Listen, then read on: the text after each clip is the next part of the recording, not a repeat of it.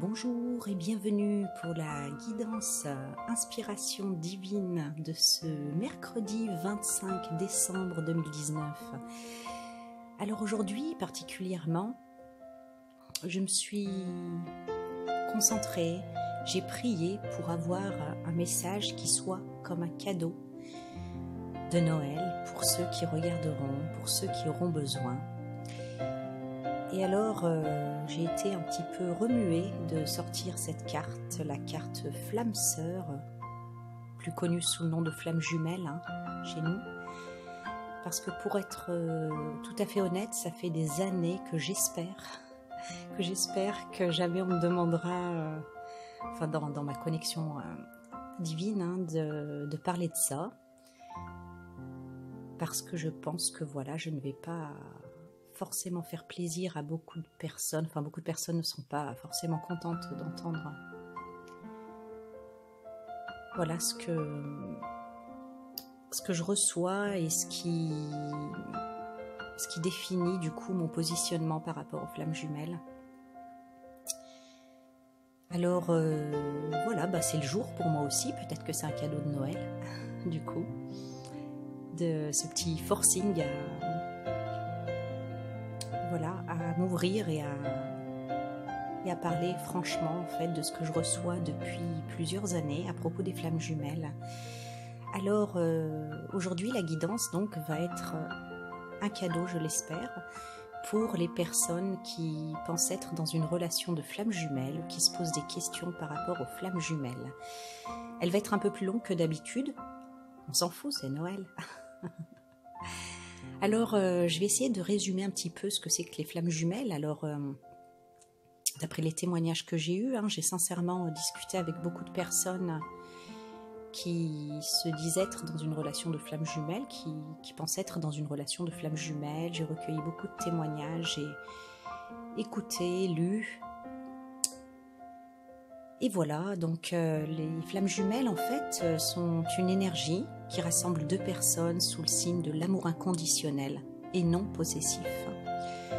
Non possessif, c'est vrai qu'on voit beaucoup de personnes qui vivent ce schéma et qui ne sont pas ensemble.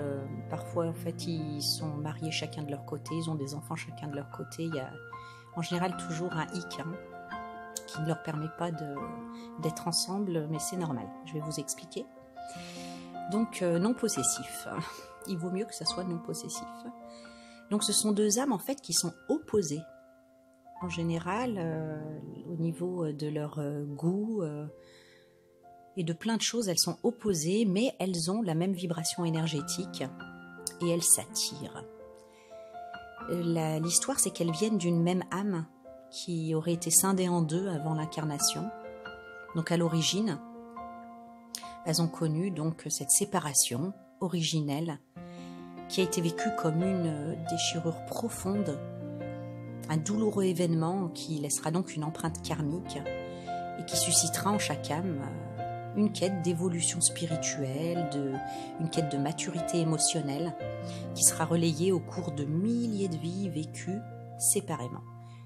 Donc elles se verront pas, suite à cette âme qui a été scindée en deux, elles se verront pas durant une longue séparation qui dure plusieurs vies. Ça ressemble un peu à l'histoire donc du banquet de Platon. Ça, on peut pas le nier. Alors, suite à leur longue séparation et à l'occasion d'une vie terrestre, elles se rencontrent. Et elles vivent un amour qu'on peut dire hors norme, inconditionnel, qui ne ressemble pas du tout au schéma d'un amour classique. On parle d'un amour âme à âme. Souvent, il n'y a pas de correspondance avec les critères physiques habituels, c'est pas votre genre d'homme, c'est pas votre genre de femme. Et c'est normal, parce que pour que l'union puisse renaître, il faut regarder au-delà de l'apparence physique. Et c'est qu'un exemple de différence. Donc manifestement, il convient de sortir de notre cadre de référence habituel, qui ne serait que le reflet de notre ego, bien sûr. Alors la phase 1, donc, cette séparation, une fois que l'âme est scindée, il y a cette séparation pour nettoyage et purification énergétique, pour que les retrouvailles puissent se faire. Donc ça, durant de nombreuses vies. La phase 2, les retrouvailles terrestres, on y arrive. À la rencontre, en fait, pour ces retrouvailles terrestres, il y a une connexion qui est profonde, donc comme je l'ai dit, hors du commun, une reconnaissance et une confiance mais naturelle, mutuelle qui s'installe. Il y a une sorte de magie autour de cette rencontre, vraiment qui n'a rien d'ordinaire. En tout cas, voilà, les jumeaux le vivent comme ça. L'existence de chacun est complètement bouleversée par ce lien qui est si singulier. Bouleversé, comme je l'ai dit, parce que souvent on peut être déjà dans une vie de famille, déjà avec quelqu'un. Et pourtant, c'est là que paradoxalement, il se produit un détachement au niveau d'une des flammes. Donc on a le chaser, celui qui se détache pas, celui qui, on l'appelle le chaser, ça veut dire celui qui chasse. Et il est entreprenant, pendant que l'autre, il devient réfractaire. Le réfractaire, on l'appelle le runner, celui qui fuit. Mais non, c'est pas mauvais signe. On nous dit que voilà, la séparation est une étape normale dans ce processus de retrouvailles. Phase 3, donc cette séparation qu'on appelle aussi la nuit noire de l'âme. Et là, je pense que certaines personnes à qui s'adresse ce message sont dans cette nuit noire de l'âme. Donc cette séparation, elle est utile donc pour s'éveiller à l'importance de ce lien qui est indissociable entre ces deux flammes. Alors les deux personnes perdent leur repère, elles souffrent. Et de toute façon, si on est des vraies flammes jumelles, l'autre est une partie de soi sans laquelle tout bonheur serait impossible. Mais quand même, on vous dit que la séparation est nécessaire pour expérimenter pleinement l'amour de soi. Je ne sais pas si vous relevez le paradoxe, en tout cas moi il me heurte. C'est donc cette séparation juste une phase d'ajustement qui peut durer plus ou moins longtemps, où certes la souffrance est inévitable pour vivre la réunion et donc une unité complète et totale. Attention, c'est pas tout le monde qui vivra la réunion dans cette vie-là. Donc, le runner, en général, il fait nimp. Moi, dans les témoignages que j'ai eus, il fait n'importe quoi. Souvent, il fait les pires crasses, il est instable, des douches froides, des douches chaudes, il s'en va, il revient, suis-moi, je te fuis, fuis-moi, je te suis. Non, oui, c'est ça. Suis-moi, je te fuis, fuis-moi, je te suis. Souvent, il a quelqu'un, qu'on appelle la tierce, ou la karmique. Le tierce ou le karmique, d'ailleurs. On peut dans les deux sens. Mais c'est normal, parce que la déchirure originelle, elle a été si violente qu'il essaie de s'illusionner avec une autre personne, ou qu'elle essaye de s'illusionner avec un autre. Pour fuir, quoi. Mais il évolue tout doucement, il fait son petit bonhomme de chemin, le runner. Et d'ailleurs, pour qu'il évolue plus vite, le chaser, il a intérêt à pas trop souffrir, à se maîtriser et à pas trop souffrir. Souvent, le chaser, c'est le plus éveillé, celui qui est conscient parce qu'il accepte qu'ils sont des flammes jumelles, il se rend compte, il sait qu'ils sont des flammes jumelles. Et donc, il doit aussi travailler sur lui, quoi. Parce que c'est pas constructif qu'il souffre, parce qu'il freine un petit peu le processus. Ce processus, donc, parce que ses émotions, son chemin, il a toujours une répercussion sur l'autre, puisqu'on vient de la même âme, de la même flamme. Alors, où est-ce que j'en étais ? Donc, il doit aussi travailler sur lui, voilà, parce qu'être dans l'amour inconditionnel, c'est intégrer qu'avec ou sans lui, avec ou sans elle, on l'aime, qu'il n'y a pas de manque et qu'il n'y a pas de besoin en réalité. Donc on peut comme avoir une envie d'être avec l'autre, mais on doit atteindre un stade où l'absence et le manque ne doivent surtout pas être synonymes de souffrance. Sinon, c'est que vous devez encore travailler sur vous, ou alors carrément que vous réagissez comme dans une relation d'amour classique, et c'est donc pas demain la veille que vous retrouverez votre flamme jumelle, puisque vous avez encore du pain sur la planche. Donc très important, c'est un amour inconditionnel. Donc quoi que l'autre fasse, on va l'aimer. J'ai envie de rajouter, ça c'est vraiment le paradis rêvé des manipulateurs pervers narcissiques. Quoi qu'il fasse, c'est juste que voilà, il doit évoluer et il faut l'aimer. Mais en même temps, les flammes jumelles, ça reste une histoire d'amour qui commence par l'amour de soi. Donc le chaser, il doit se respecter, s'aimer soi-même, ne pas se perdre. C'est moi ou il y a encore un paradoxe? Oups, ça doit être mon ego. Bon, venons à la dernière étape. Et je le répète, c'est pas pour tout le monde que ça arrive dans cette vie-là, pour toutes les flammes jumelles. La réunion et la fusion. Donc là, on se re-rencontre et ça va beaucoup mieux puisqu'on a tous les deux évolué, hein, n'est-ce pas? Enfin, les deux flammes ont évolué et la réunion ultime, au terme de cette épopée, de plusieurs incarnations donc, eh bien, cette réunion ressemble à une boule d'énergie puissante, hein, qui a pour but divin d'élever les vibrations du monde, de la planète. Ben oui, parce que les flammes jumelles, elles vibrent incroyablement haut quand elles fusionnent. C'est donc une mission planétaire, finalement, collective, qu'elles ont. Alors voilà, on vous dit au boulot, au boulot. Mais humainement, c'est très compliqué et très difficile d'être dans cette nuit noire de l'âme, d'accepter en fait de lâcher tout discernement, de lâcher tout... Enfin, dans le langage des flammes jumelles, on ne dit pas le discernement, on dit lâcher l'ego. Mais lâcher les cadres habituels, cadres de référence habituels. Mais qu'est-ce qui forme le discernement si ce n'est pas la sagesse qu'on acquiert au fil du temps? Alors on va voir dans cette guidance le message qui est donné. Maintenant que j'ai fait un topo,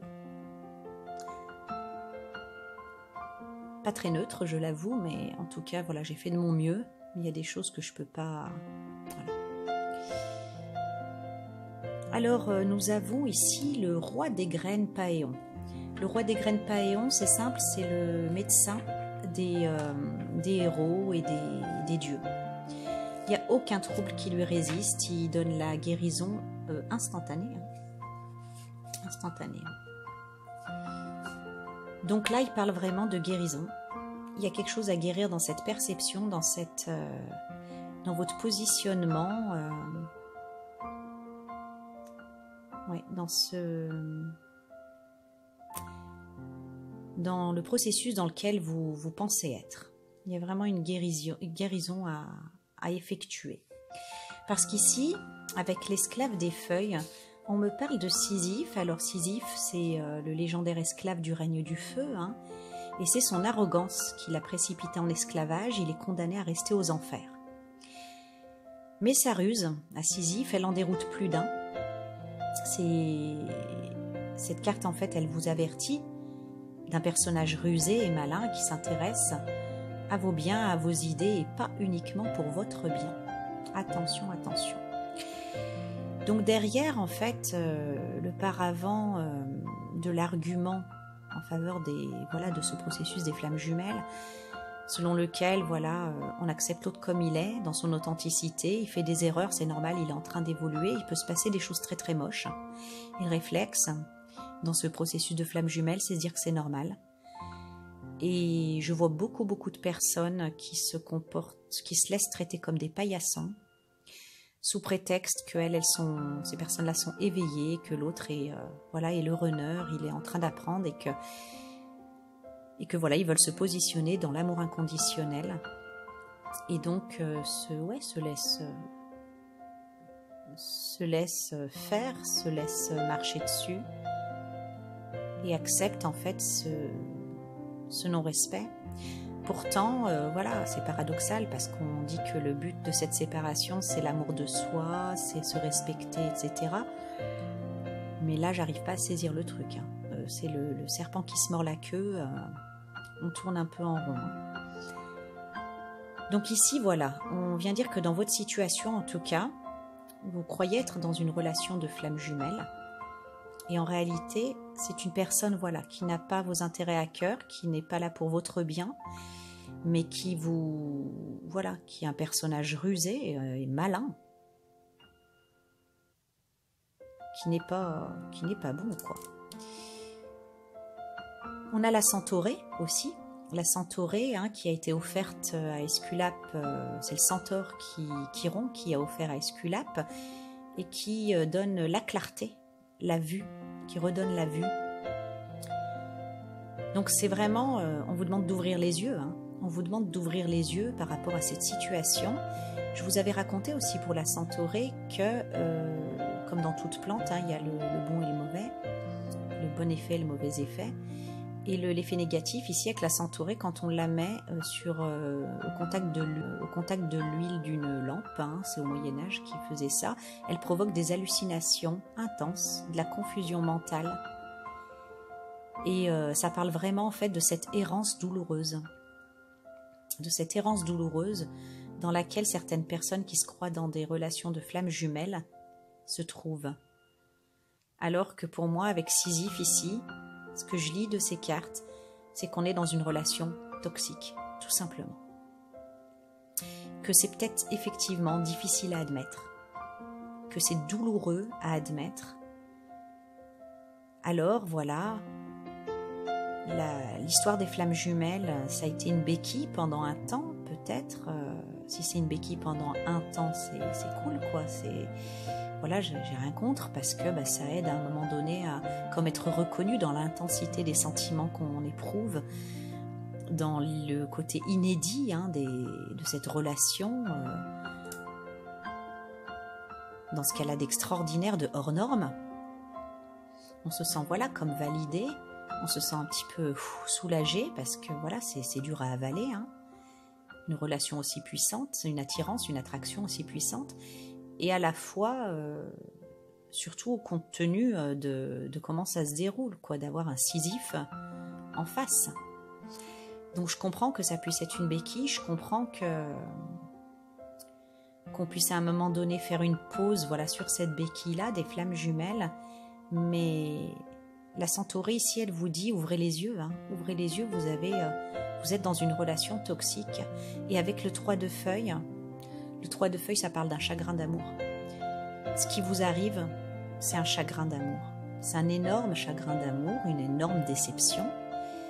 Peut-être que vous avez eu affaire, et certainement à quelqu'un de manipulateur qui joue un peu avec vos sentiments et qui se sert de vous, de ce que vous pouvez lui apporter, de ce que vous pouvez lui procurer quand ça le chante, quand ça lui fait du bien.